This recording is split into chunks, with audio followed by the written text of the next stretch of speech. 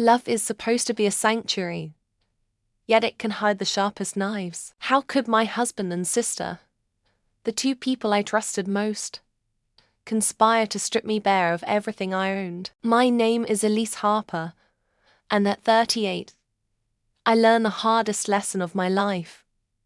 Betrayal cuts deeper when it comes from those you hold closest. I stood in the kitchen of our sprawling Seattle home, chopping carrots for dinner, when I first sensed something was wrong. The air felt heavy, like a storm was brewing. My husband, Nathan, was late again, his excuses flimsy each day. My sister, Claire, had been distant too, her visits to our house less frequent but oddly timed. Nathan and I had been married for 10 years. We built a life together to successful careers, a gorgeous property overlooking Puget Sound, and plans for a future family. Claire, my younger sister by 5 years, was my confidant, my rock. Or so I thought. That evening, Nathan stumbled in, his tie loosened, his eyes avoiding mine. Work was brutal, he muttered, grabbing a beer from the fridge. I nodded, swallowing the anise creeping up my throat. Something about his casual dismissal didn't sit right. The next morning, I found a crumpled receipt in his jacket pocket. A dinner for two at a restaurant I'd never been to, dated the night he claimed to be working late. My heart thudded, but I shoved the receipt back, telling myself it was nothing. Denial is a powerful drug. Claire called later that day, her voice chipper but strained. Can I come over tomorrow? I need to talk. I agreed, ignoring the knot in my stomach. She arrived with a bottle of wine, her smile awry, her hands fidgeting. We sat on the patio, the sound glittering under the afternoon sun. Claire rambled about her job, her new apartment, anything but what was really on her mind. I watched her closely, noticing how she avoided my gaze. What's going on, Claire? I finally asked. She froze, her wine glass trembling. Nothing, Elise, just stressed. Her lie was as clear as the water below us. I let it slide, but my suspicions grew roots. Days turned into weeks, and the cracks in my world widened. Nathan's late nights multiplied, his phone always locked. Claire's visits became strategic, always when Nathan was home. I started paying attention, piecing together the puzzle. One night, I couldn't sleep. Nathan was out, supposedly at a client dinner. I logged into our joint bank account, something I hadn't done in months. My breath caught thousands of dollars had been transferred to an unfamiliar account. I dug deeper, my fingers shaking as I traced the transactions. The account was linked to Claire's name, my sister, my blood. My mind raced, refusing to accept the truth staring back at me. I didn't confront them, not yet. Instead, I became a ghost in my own life, watching, listening, gathering evidence. I installed a tracking app on Nathan's phone, hidden behind his endless stream of notifications. The app led me to a hotel downtown, where Nathan's car was parked on a Tuesday afternoon. I sat in my SUV across the street, my hands gripping the steering wheel. When Claire stepped out of the hotel, adjusting her scarf, followed by Nathan, my world shattered. They didn't see me. They laughed, their hands brushing as they walked to his car. My husband and my sister, tangled in a betrayal so vile it made my skin crawl. But the worst was yet to come. I drove home, my vision blurred with tears. That night, I found an email on Nathan's laptop, carelessly left open. It was from a lawyer, discussing the transfer of our property, inherited from my late parents into Claire's name. They were planning to sell it, to split the profits. The betrayal wasn't just personal. It was calculated, a scheme to rob me of everything. My home, my security, my legacy. Rage simmered beneath my shock, but I didn't let it consume me. I had to be smarter than them. I started playing the part of the oblivious wife. I cooked Nathan's favorite meals, laughed at his jokes, kissed him goodnight. With Claire, I was the doting sister, inviting her over, asking about her life. All the while, I planned. I hired a private investigator, a grizzled man named Tom who'd seen every kind of betrayal. "They're sloppy," he told me over coffee, sliding a folder across the table. Inside were photos, bank records, even text messages between Nathan and Claire. They were lovers, yes, but also partners in crime. Tom uncovered their plan in detail. Nathan had forged my signature on documents to transfer the property. Claire had set up a shell company to hide the funds. They thought they were untouchable,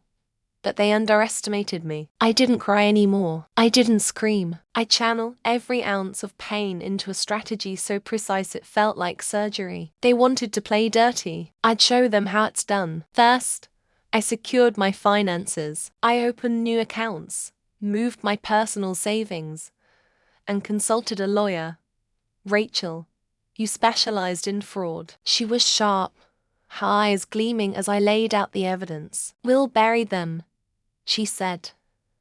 And I believed her. Rachel advised me to delay the property transfer without raising suspicion. I started asking Nathan innocent questions about our finances, planting seeds of doubt. "Should we get the house appraised?" I'd say, watching his jaw tighten. He'd brush it off, but I saw the panic in his eyes. Claire was trickier. She was family, and guilt gnawed at me despite everything. But every time I wavered, I remembered her laughter outside that hotel, her hand in Nathan's. That image fueled my resolve. I began sowing discord between them. I'd mentioned to Nathan how Claire seemed stressed, hinting she might be hiding something. To Claire, I'd casually dropped that Nathan was acting secretive. Their paranoia grew, their texts interspersed by Tom turning sharp and accusatory. By the time they realized I was onto them, it was too late. I had copies of every forged document, every incriminating message. Rachel filed an emergency injunction to freeze the property transfer,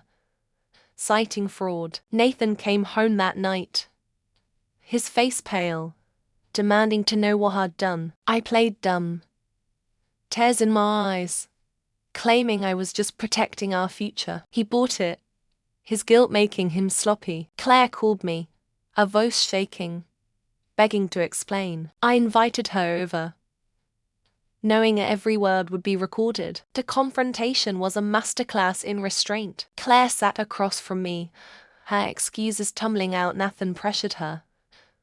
It was a mistake. She never meant to hurt me. Nathan, beside her, nodded like a scolded child. I listened, my face a mask of heartbreak, while my phone captured every lie. When they left, I felt a strange calm. The trap was set, and they had no idea how deep it went. I wasn't just going to stop them. I was going to make them pay in ways they couldn't imagine. Rachel and I worked late into the night, preparing the next phase. We filed a lawsuit against Nathan and Claire for fraud, forgery, and emotional distress. The evidence was overwhelming, a tidal wave they couldn't escape. But I didn't stop there. I contacted Nathan's boss, anonymously, with proof of his extracurricular activities during work hours. His reputation at the firm, already shaky, crumbled. Claire's social circle, built on her carefully curated image, began to fracture as whispers of her affair spread. I didn't need to spread those whispers myself. Seattle's elite love gossip, and I had friends in the right places. A casual comment here, a shocked expression there, and the story took on a life of its own. Claire's invitations to galas dried up. Nathan's colleagues stopped returning his calls. The lawsuit hit them like a freight train. Nathan tried to settle, offering to return the money he'd siphoned. I refused. This wasn't about money anymore.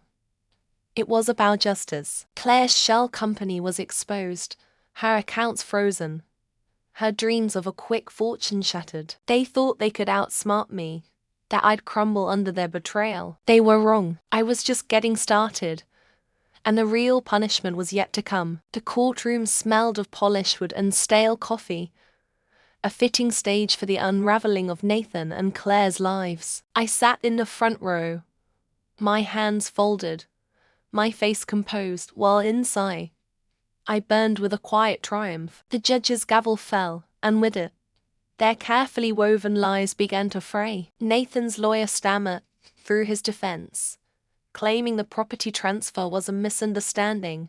The evidence forged signatures, intercepted texts, bank records told a different story. Rachel dismantled their case with surgical precision, her voice steady as she presented each damning piece. Claire sat beside Nathan, her face pale, her eyes darting to me. I met her gaze, and flinching, she looked away first, her guilt a weight she couldn't shed. The courtroom was packed, whispers rippling through the crowd as the truth spilled out. The judge ruled in my favor, voiding the property transfer and awarding me damages for fraud. Nathan's shoulders slumped, Claire's hands trembled, but the financial hit was only the beginning. I wanted their reputations in ruins, their lives as broken as they tried to break mine. Outside the courthouse, reporters swarmed. I tipped off a local journalist, a friend who owed me a favor. The story wealthy couple's sordid affair and attempted theft made headlines. Nathan's face was plastered across the news,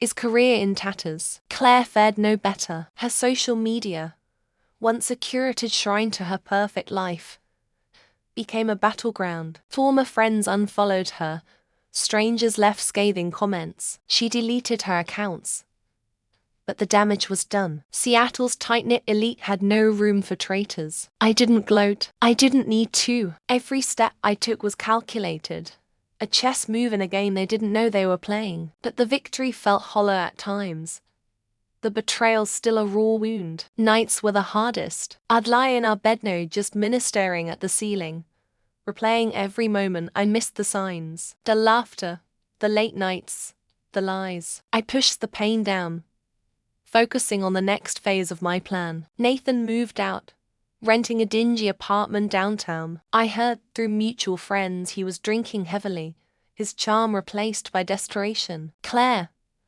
meanwhile, had moved to a smaller place, her savings drained by legal fees. I didn't pity them, but I wasn't heartless, just resolute. I started rebuilding my life, piece by piece. I hired a new financial advisor, secured my assets, and began renovating the house. Every change in new paint color, a new piece of furniture felt like reclaiming my space, my identity. But I wasn't done with Nathan and Claire. The lawsuit had stripped their wallets, but I wanted their pride, their sense of self, to crumble. I began phase 2, subtle but devastating. I reached out to Nathan's former colleagues, posing as a concerned friend. I shared just enough his affair, his fraud, to ensure he'd never work in finance again. Doors closed, one by one, his network shrinking to nothing. For Claire, I took a different approach. She'd always prided herself on her charity work, her image as a do-gooder. I contacted the organizations she'd worked with, anonymously, providing proof of her deceit. Her name was quietly removed from their boards, her legacy erased. They fought back, of course. Nathan sent me pleading emails, offering apologies, begging for mercy. Claire left voicemails, her voice breaking as she swore she'd change. I didn't respond. Their words were empty, their remorse too late. The community turned on them, as I knew it would. Seattle's social scene thrives on trust, and they've broken it in the worst way. Invitations stopped, friendships faded, and they became pariahs, their names synonymous with scandal. I kept my hands clean, my actions untraceable. Tom, my investigator, was a master at discretion, feeding me updates without leaving a trail. He told me Nathan had been seen at a bar, ranting about me, blaming me for his downfall. Claire, he said, was withdrawing, barely leaving her apartment. Their suffering didn't bring me joy, but it brought me peace. Justice isn't always loud.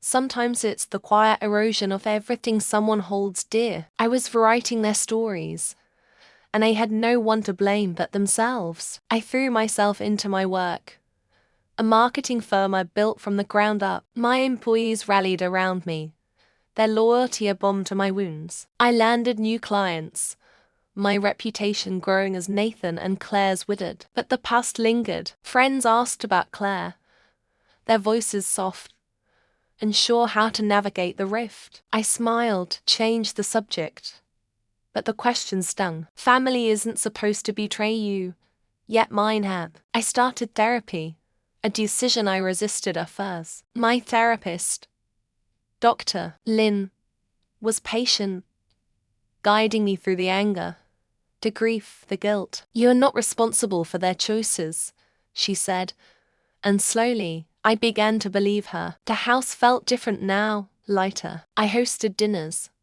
filled the rooms with laughter, reclaimed the space Nathan and Claire had tainted. But I wasn't naive. I knew they'd try to claw their way back, and I was ready. One evening, Tom called with news. Nathan and Claire were meeting secretly, plotting something new. He tapped their phones, caught fragments of a plan to countersue me, to claim I'd manipulated them. My blood boiled, but I stayed calm. Rachel and I prepared for their counterattack. We gathered more evidence, tightened our case, and waited. Their lawsuit was flimsy, a desperate bid to salvage their pride. The judge dismissed it within weeks. Their credibility showed. Nathan's drinking worsened, his health declining. Claire, isolated, started reaching out to old friends, only to be rebuffed. Their lives were unraveling, thread by thread, and I watched from a distance. My heart hardened, but not cruel. I began to see a future beyond revenge. I dated again, cautiously, my trust bruised but not broken. I traveled, rediscovered passions I'd neglected. The woman I'd been before the betrayal was still there, stronger now, forged in fire. That Nathan and Claire weren't done. Tom's latest report was chilling. They were planning to leave Seattle, to start over somewhere new, using what little money they had left. I couldn't let them escape. Not yet. They hadn't paid the full price. I devised the final act, a move so bold it scared even me. It would require every ounce of cunning, every connection I'd built. But I was ready. They'd taken everything from me once.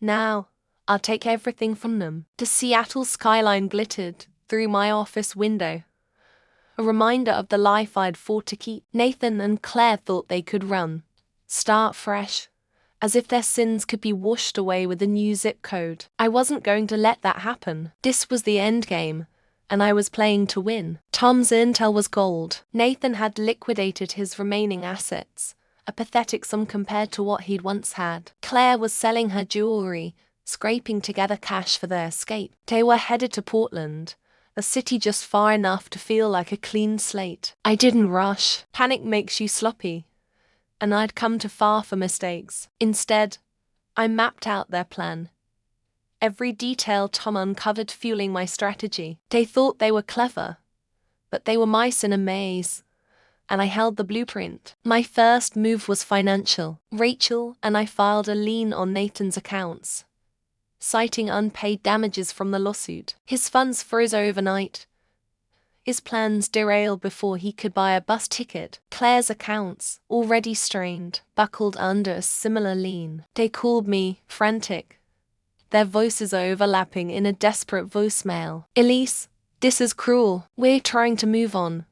I didn't call back. They didn't deserve my voice, only my silence. Next, I targeted their reputations in Portland. I'd built connections there through my firm, colleagues who trusted my word. A few discreet calls, a shared article about their scandal, and their names were poisoned before they even arrived. No one hires a fraud. No one befriends a traitor. Nathan tried to fight back, hiring a cheap lawyer to contest the liens. The lawyer was outmatched, Rachel's expertise crushing his feeble arguments. Claire, meanwhile, spiraled. Her calls to mutual friends met with awkward silences. Their world was shrinking, and I was the architect of its collapse. I didn't stop there. Tom found a storage unit they'd rented, filled with items they planned to sell: furniture, art, even my parents' heirlooms. My stomach churned at the audacity, but I saw an opportunity. I had Rachel file a claim, proving the items were stolen, and the unit was seized. The loss hit them hard. Nathan's calls to Tom's burner phone eyes, we'd baited him, were frantic, his voice slurred. Claire's texts, intercepted, were bleak, her hope fading. They were broke, friendless, and trapped, their dreams of Portland crumbling. I could have stopped there, let them limp away in shame. But this wasn't just about punishment. It was about justice, about ensuring they'd never hurt anyone again. I dug deeper, my resolve unyielding. Tom uncovered one last secret.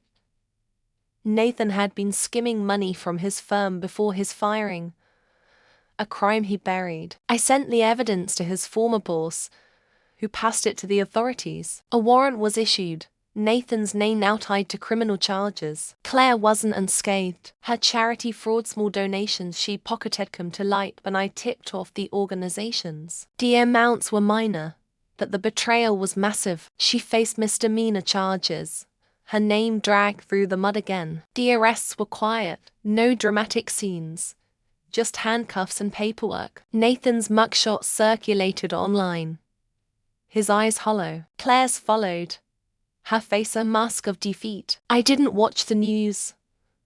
I didn't need to. I'd written the ending. With them gone, I turned inward. The house was mine again, every corner cleansed of their presence. I sold it, though.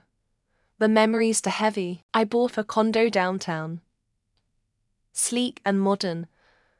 A fresh start. I leaned on my friends, my chosen family, who'd stood by me through the storm. We laughed, we cried, we healed. Dr. Lynn helped me unpack the guilt, the anger, the what-ifs. I wasn't perfect, but I was whole. Work flourished, my firm landing contracts I'd only dreamed of. I mentored young women, sharing my story, not the revenge, the resilience. They listened, wide-eyed, and I saw myself in them.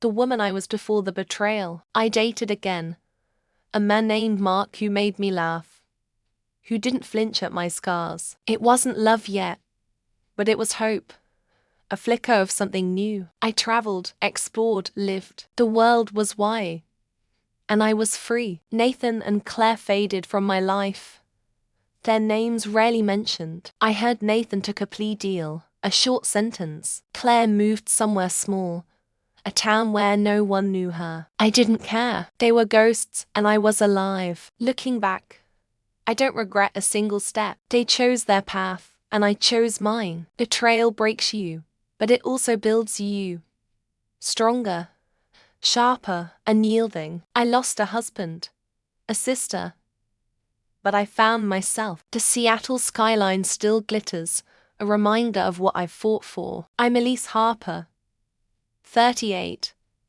and this is my story, not of vengeance, but of victory. I made them pay, yes, but more importantly, I made myself whole, and that's a price no one can steal.